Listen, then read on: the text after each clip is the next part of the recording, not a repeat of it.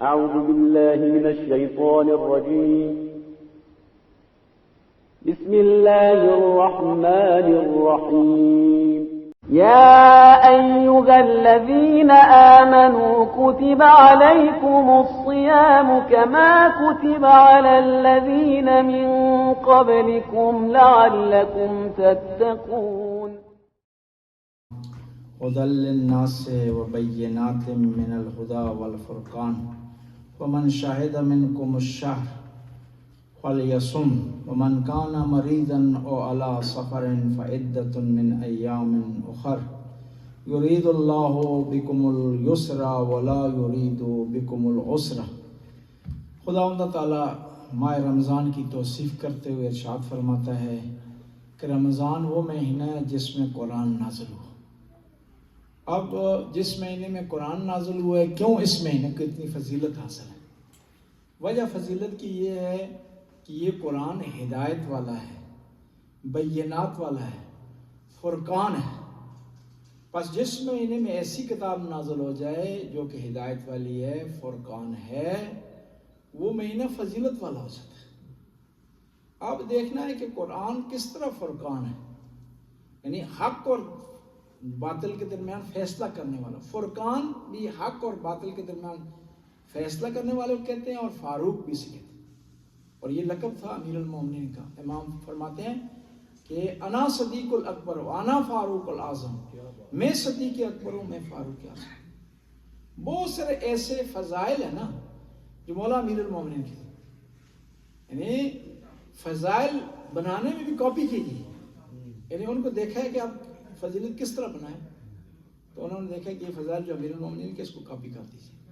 جس طرح یہ فاروق اعظم صدیق اکبر کی فضیلت ہے، اس طرح مدینۃ العلم ہے، انا جو ہے مدینۃ العلم و علی باب ہوا، اس میں آگے ایکسٹینڈ کر دیے گئے، صحیح کہ فلاں آدمی جدار ہوا، فلاں سقف ہوا، اور فلاں سوچنے والا سوچنا بھی نہیں۔ تالا کا معنی تو بند کرنا، جی دروازہ کا معنی ہے حاصل کرنا، کھلا رہنا۔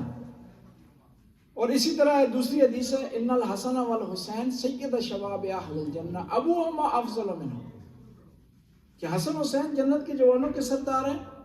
تو آگے اس حدیث کا آگے ایکسٹینڈ کر دیا گیا، اس کا اضافہ لگا دیا ہے، ایڈیشنل اس کا شیوخ بنایا، بعض قول یہ مترادف ہے دونوں سینونیم، کہ جنت کے جوانوں کے سردار حسن حسین ہیں، اور بوڑھوں کے سردار جناب جو ہے وہ ابوبکر ہیں اور عمر ہیں۔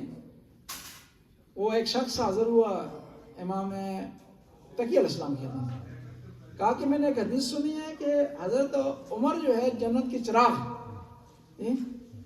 انہوں نے کہا مجھ میں اس پہ بحث نہیں کرتا کہ ان کی فضیلت ہے یا نہیں، لیکن یہ حدیث جو ہے قرآن کے خلاف ہے کہ جنت میں آدم ہوں گے، نوح ہوں گے، ابراہیم ہوں گے، اولی العزم پیغمبر ہوں گے، کیا ان کے ہوتے ہوئے کسی اور آدمی کو خدا اجازت دے گا وہ چراغ بن جائے؟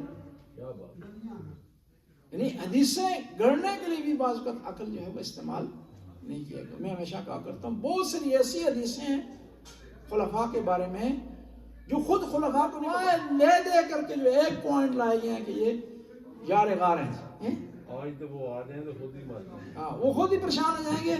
اتنی فضیلتیں جو ہمیں خود پتہ نہیں تھی، لوگوں نے گھڑ کر ہم سے جو ہے منسوخ کر دی گئی ہیں۔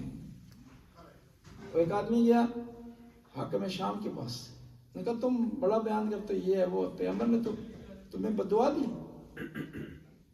سائق والقائد والراکب، کہ خدایا لعنت بھیج جو آگے چل رہا ہے اس پر بھی، اور جو پیچھے چل رہا ہے اس پر بھی، اور جو بیٹھا ہوا بھی۔ ایک آدمی راوی نے حدیث گڑھی کہ پیغمبر نے ارشاد فرمایا تھا آخری زمانے میں خدایا جن لوگوں کو میں نے بدعا دی ہے، لعنت کی ہے، اس لعنت کو دعا میں تبدیل کر دیا۔ پھر پیغمبر نے تو جو ہے وہ ابو جہل کو بھی بدعا دی ہے، ابو لہب کو بھی دی ہے۔ اگر ایسا ہی سلسلہ ہو کہ جو ہے وہ، اور پھر ساتھ ایک اور اضافہ کیا، کہا پیغمبر نے ارشاد فرمایا کہ خدایا اگر وہ لعنت کے مستحق نہیں تھے، میں نے لعنت دی ان کو، تو وہ لعنت کو دعا میں تبدیل کر، استغفر اللہ۔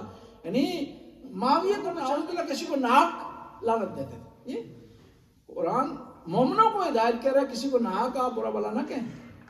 کیسے ہو سکتا ہے؟ سید الانبیاء، ہدایت کا پیکر، سراج المنیر والشمس والضحیٰ کا مصداق، وہ کسی کو ناحق جو ہے وہ لعنت کرے یا برا بھلا کرے۔ میں عرض کر رہا تھا کہ مولا کے بہت سارے ایسے فضائل ہیں جن کی کاپی کی ہے۔ جو لوگ منصف ہیں اہل سنت میں اس بات کو جانتے ہیں۔ نسائی اپنے اہل سنت کے بہت بڑے مفسر ہیں۔ امام نسائی، امام اہل سنت میں ہر آدمی کو یہ لقب نہیں ملتا۔ جو آدمی علم کی انتہا پر ہوتا ہے اسے لقب دیا جاتا ہے امام۔ امام نسائی انہوں نے کتاب لکھی ہے خصائص علی ابن ابی طالب، مولا کے فضائل پر ایک کتاب لکھی ہے، اور اس میں لکھا ہے کہ ایسی فضیلتیں جو امیر المومنین کے ساتھ مختص ہیں، کسی اور کو حاصل نہیں، وہ اس کتاب میں جمع کی۔ یہ کتاب لکھ کر کے شام کے لوگوں کے سامنے، ناصبیوں کے سامنے، اموی خاندان کے سامنے، معاویہ کے طرفداروں کے سامنے پیش کی، تو انہوں نے کہا کہ تو نے کیا کیا، دو آدمیوں میں سے ایک سے متعلق کتاب لکھی جو آپس میں مقابلے میں، اب تیرے لیے ضروری ہے کہ معاویہ کی فضیلت میں کتاب لکھ دو، ورنہ تیری جان خلاصی نہیں ہوتی، تجھے نہیں چھوڑا۔ وہ آدمی منصف تھا، سچا آدمی تھا۔ دوسرے دن واپس آیا، اس نے کہا کہ میں نے ساری کتابیں کی جانچ پڑتال کی، مجھے معاویہ کی فضیلت کی کتاب جو ہے حدیث کوئی بھی نہیں ملی، صرف ایک حدیث پیغمبر کی ملی ہے کہ پیغمبر نے فرمایا کہ خدا اس کا پیٹ نہ بھرے، اور کچھ نہیں ملی۔ ان لوگوں نے اس بیچاروں کو اتنا مارا کہ ٹانگیں اس کو توڑ دی، حالانکہ کوئی شیعہ نہیں تھا جی۔ جب ایک سنی کا یہ حال کر رہے ہیں تو زمانے کے شیعوں کو بیچاروں کا کیا حال ہوتا ہے جی۔ اب بعض کو ایک آدمی لکھا جی ایران کو فتح کرنے والا سنی ہے جی، شام کو فتح کرنے والا سنی ہے جی، فلسطین کو فتح کرنے والا سنی ہے۔ شیعوں نے کیا کیا ہے؟ شیعہ اپنی جان بچا کر یہ جہاں تک پہنچ کے، یہ بڑی بات ہے، فتح کہاں کریں گے؟ جہاں علی علیہ السلام کا نام لینا، نام رکھنا مشکل تھا۔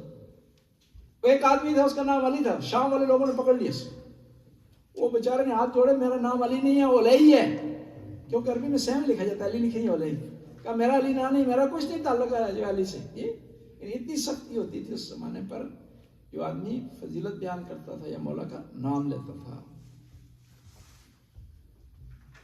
یہاں پر خداوند تعالی ارشاد فرماتا ہے کہ جو آدمی وَمَنْ كَانَ مَرِيضًا أَوْ عَلَى سَفَرٍ فَعِدَّةٌ مِّنْ أَيَّامٍ أُخَرَ، جو آدمی مریض ہے یا سفر میں ہے، اس نے اس کے بدلے میں روزے رکھنے ہیں۔ یہ معین نہیں کیا خدا نے کب رکھنے ہیں، جب بھی اس کو آسانی ہو رکھنے، یہ نہیں کہا، لیکن ایک شرط اس میں ہے کہ اگر اگلے رمضان تک اس کے روزے رہ جائیں، نہ رکھ سکے، ڈیلے ہو جائیں، تو کیا ہے وہ فدیہ دے۔ کیا ہے؟ کفارہ، جسے فدیہ کہتے ہیں، کفارہ نہیں، فدیہ سے کہا جاتا ہے، یعنی ایک روزے کے بدلے میں 750 گرام دے گا۔ اور یہ بھی یاد رکھیں، جب تک ایک آدمی زندہ ہے نا، اس کا دوسرا آدمی روزہ نہیں رکھ سکتا۔ بیمار ہے جو بھی ہے وہ فدیہ دیتا رہے گا، لیکن مرنے کے بعد ایک آدمی دنیا سے چلا گیا، فوت ہو گیا، اب مرنے کے بعد ایک زندہ آدمی پھر اس کے روزے قضا رکھ سکتا ہے، غیر وہ اب رکھ نہیں سکتا، لیکن جب تک زندہ ہے اس کے روزے کوئی نہیں رکھ سکتا۔ ورنہ جو ہے یہ ساری زنانیاں مردوں کو کہتے ہیں ہمارے روزے تو جی سوال آپ نماز کا بھی جب تو کوئی شخص زندہ ہے اس کی نہیں پڑھ سکتے، نماز نہیں پڑھ سکتے، ٹھیک ہے، یہ خود دیکھیں خدا نے اچھا حکم لگایا ہے، ٹھیک ہے، ورنہ کہہ رہا ہے جی بھئی رمضان تو بعد میرے شروع کر دیجیے، ٹھیک ہے، میری نمازیں پڑھنا شروع کر، میں نے بڑی افطاریاں بنائی ہیں، بڑی جو تھک گئی ہوں، مرد نہیں کہہ سکتے، مرد حاکم ہوتا ہے، مرد کہہ دیتا ہے تو میری نمازیں پڑھو جی نہیں، وہ حاکم برائنام ہے، حاکم جی جی وہ حاکم برائنام ہے، اب چینج ہو گیا وہ جس طرح پاکستان کا وزیر اعظم ہوتا ہے اس طرح وزیر اعظم کام فوج کرتی ہے سارے جی۔ اور پھر یہاں پر ایک اور چیز، جی بسم اللہ، 2 منٹ رہتے، یہ آخری نقطہ بیان کروں کہ اسلام میں کلوز اینڈ نہیں، آپ روزہ نہیں رکھ سکتے بعد میں رکھیں، بعد میں بھی رکھ سکتے فدیہ دے دیں، کھڑے ہو کر نہیں پڑھ سکتے بیٹھ کر پڑھ لیں، بیٹھ کر نہیں پڑھ سکتے لیٹ کر پڑھ لیں، پانی نہیں ہے تو تیمم کر لیں، کلوز اینڈ نہیں ہے کہ بھائی اس کے بعد مسئلہ ختم ہے، جان نہیں چھوٹنی آپ کی، کچھ نہ کچھ آپ نے کرنا ہے، صرف سچویشن آپ کی تبدیل ہو جائے گی۔ ایک صلوات پڑھنا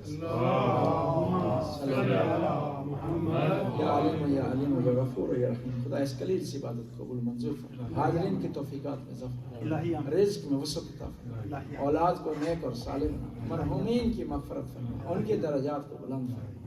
یا اللہ جس نے یہ آج روزے کا انتظام کیا خدا اس کی توفیقات میں اضافہ فرما. کرم واس یا اللہ اس کے رزق میں وسعت عطا فرما. اس کی اولاد کو نیک اور صالح بنا. ربنا آتنا فی الدنیا حسنہ وفی الآخرۃ حسنہ وقنا عذاب النار. اللهم صل علی اور دفعہ خزانے کی دعا سے